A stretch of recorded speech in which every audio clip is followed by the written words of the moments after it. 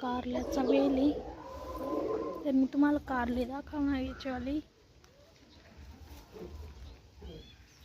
हे बघा कारली.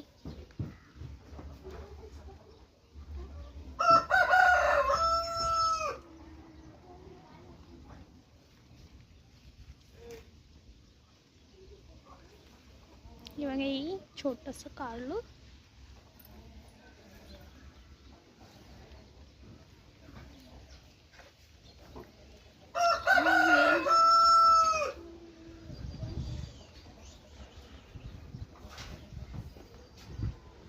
मी त्याला पत्र्यावर चढवलंय.